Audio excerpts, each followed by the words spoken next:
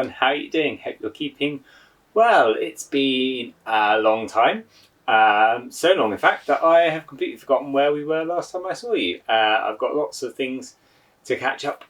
Where shall we start? I thought today we would start with books, because I'm down in this little corner of the studio, which you probably won't have seen before. You might have seen up here before, but possibly not down here, because normally there's loads of boxes here. This is kind of the far corner of the studio, and it gets filled up with stock boxes and packaging materials and all kinds of rubbish.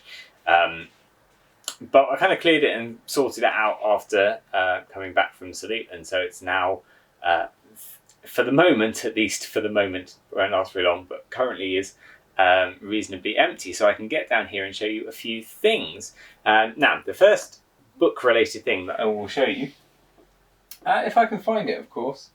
This is not a guarantee because I didn't actually, plan ahead and look it out beforehand. Yeah,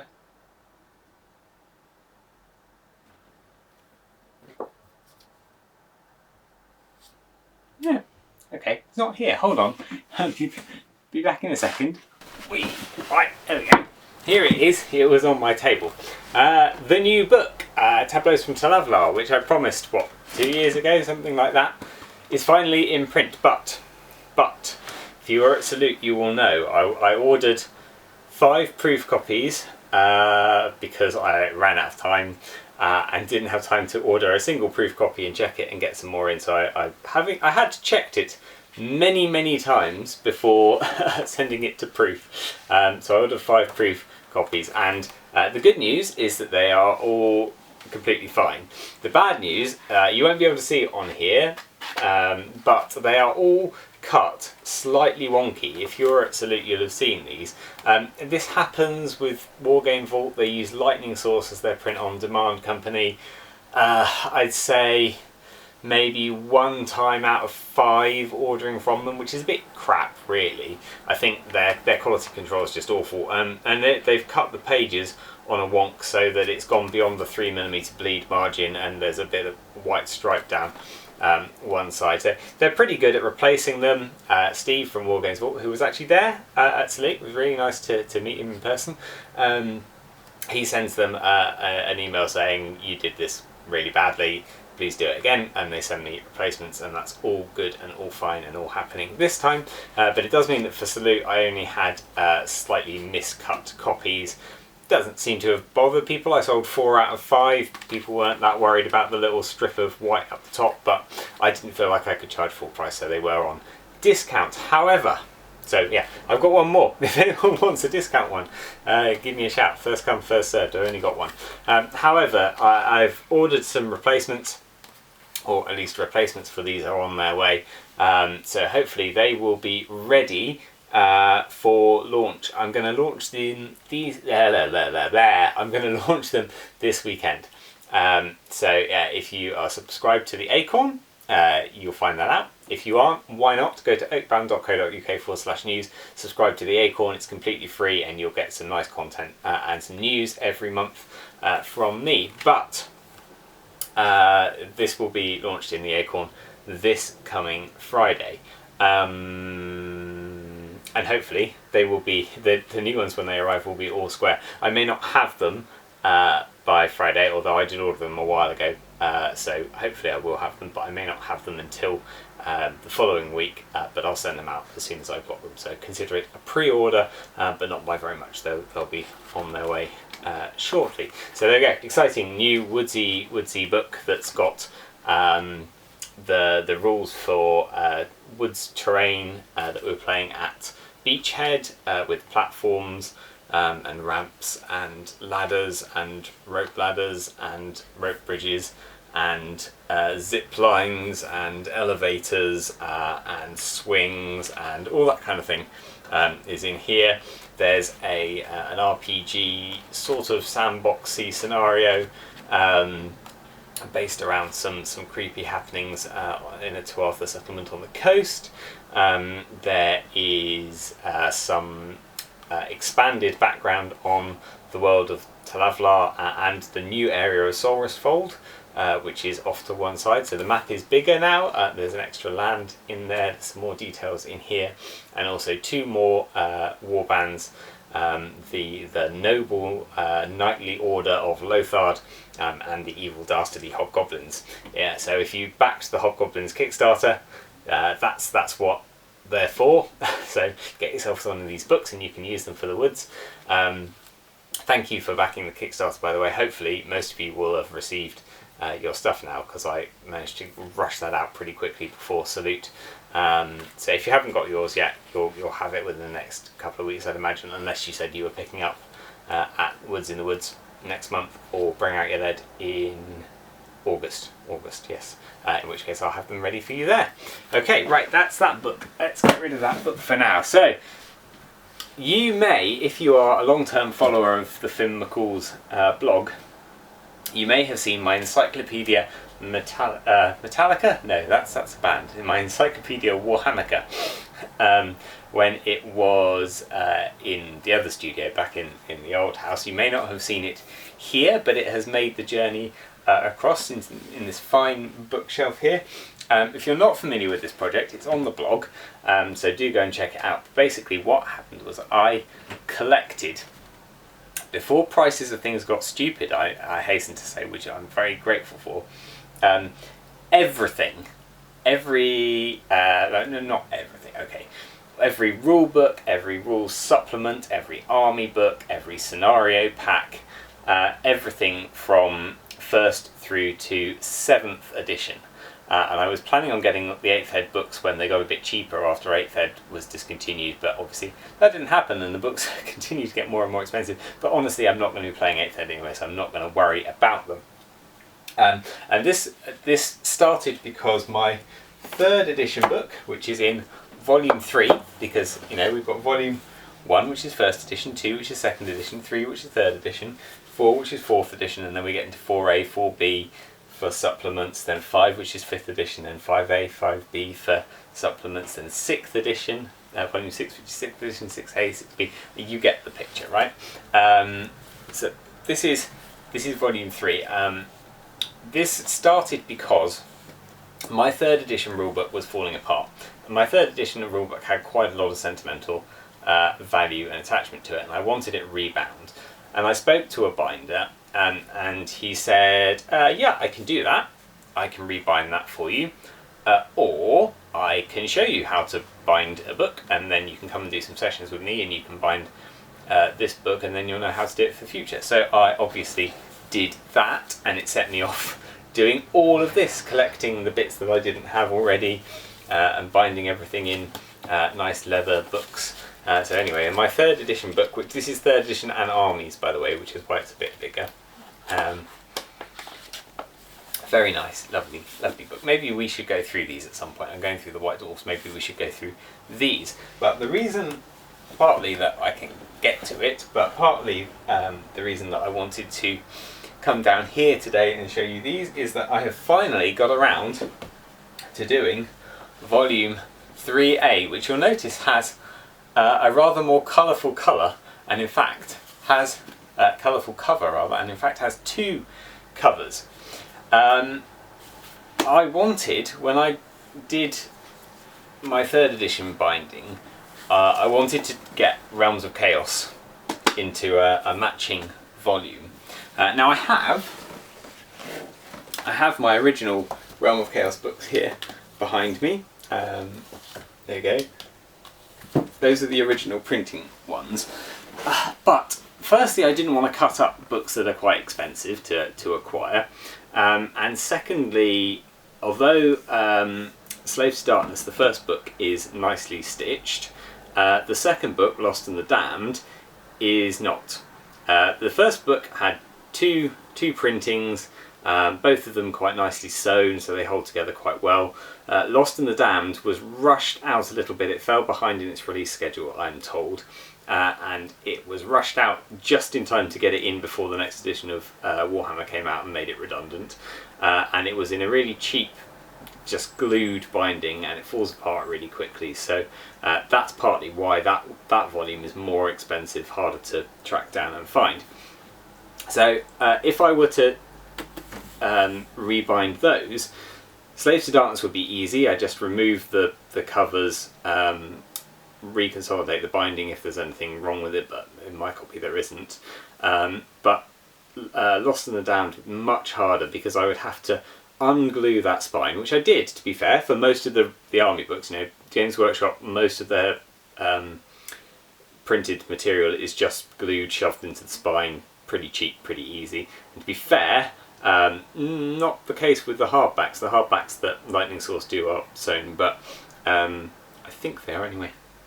At least the ones that I got from the professional high quality printer were sewn. But the supplements are just hot glue. They call it PUR binding. They're hot glue shoved into a cardboard spine, and that's what most of the army books were. So with those, I had to take them apart, and then I had to glue a thin strip of paper down the edge of some of the pages to group them into gathers. That's the folded groups of folded pages that you then sew, and it's normally 6 to 8 pages to a gather.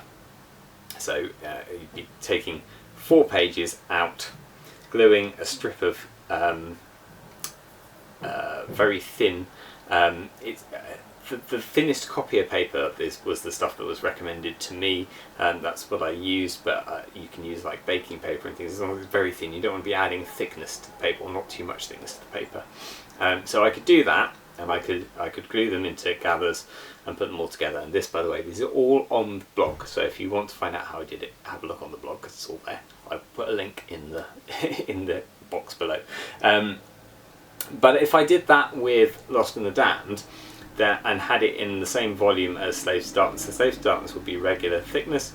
Lost and the Damned would be almost twice the width at the spine with those glued gathers, so the whole book would sit on a wonk. It wouldn't sit nice and flat.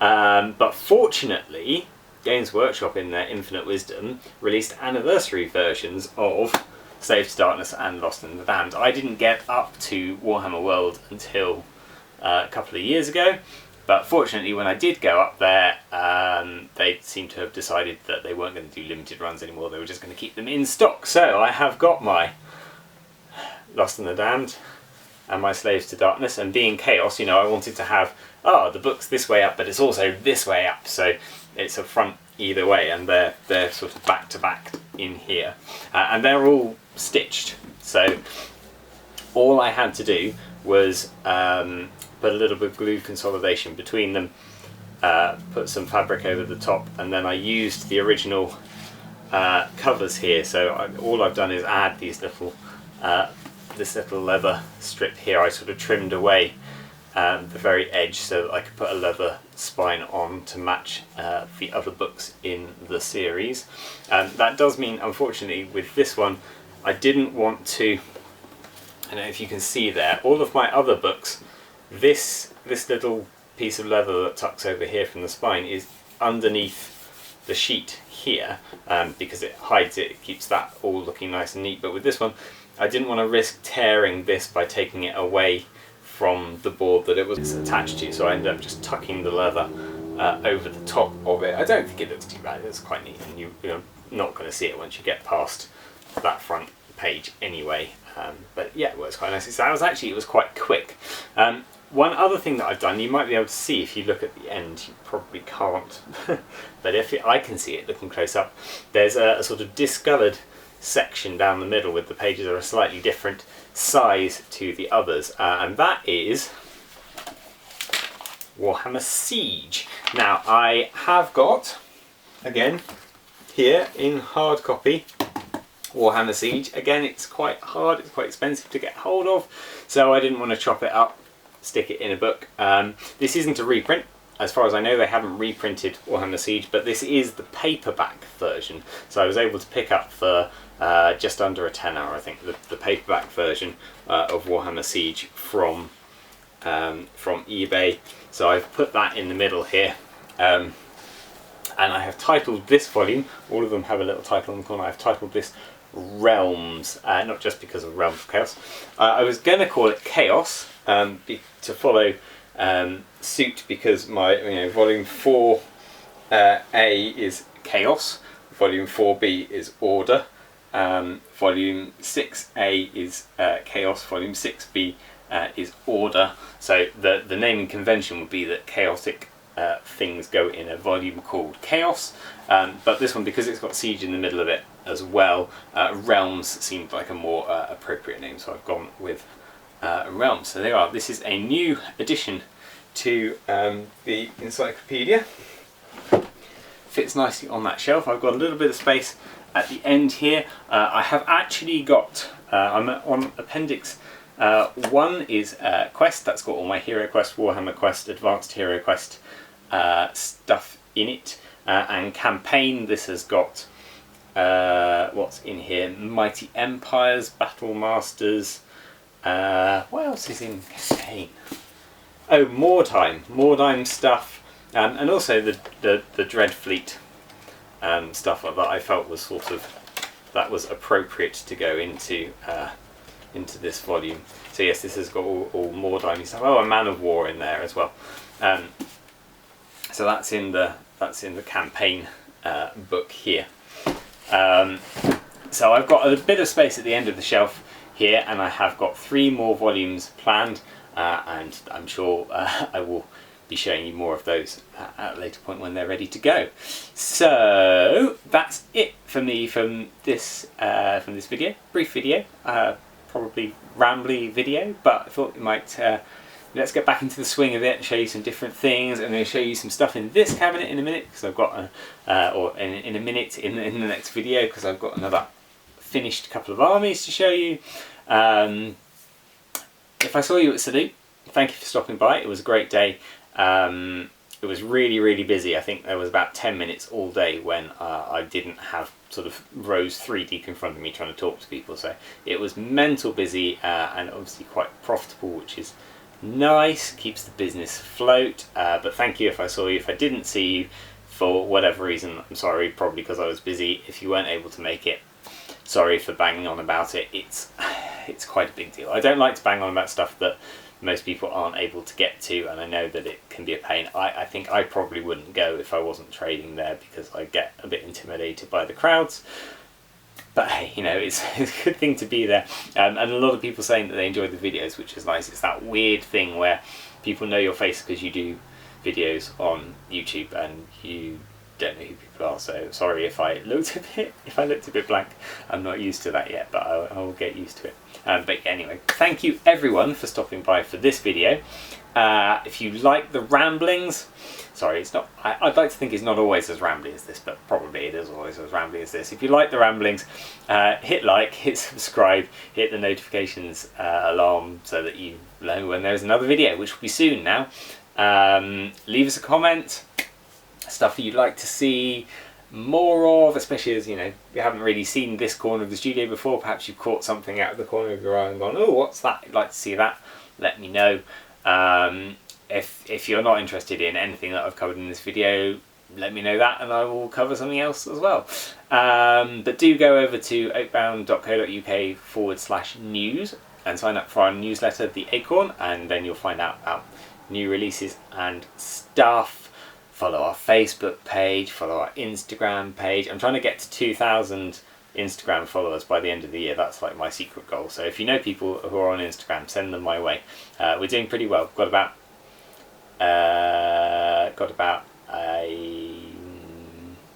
what are we? About 20% of the way there this year already. So January, February, March, April. So yeah, we're kind of on schedule. Anyway, send people this way. I'm on Instagram. I'm on Twitter, but I don't often twit. So you're welcome to join me on Twitter, but don't expect an awful lot from me. And it would be great to see you at Woods in the Woods Open Air Games Day. Again, for more details, sign up to the newsletter, but also on our website, oakbound.co.uk/gamesday. Particularly if you were one of those people who picked up a rulebook at Salute and want to have an example of how to play, come along to the Open Air Games Day. It's great fun. I enjoy it. I hope other people enjoy it. I hope it'll be well attended. I'm partly saying that because down, you can't see in this pile down here, I've got 4 new terrain modules that I'm building for it to expand the number of tables that we can offer. So that's partly what jogged my memory on that one. Anyway, enough rambling. The next video will be slightly more focused, I'm sure. But thank you for joining me. Take care, and I shall see you next time.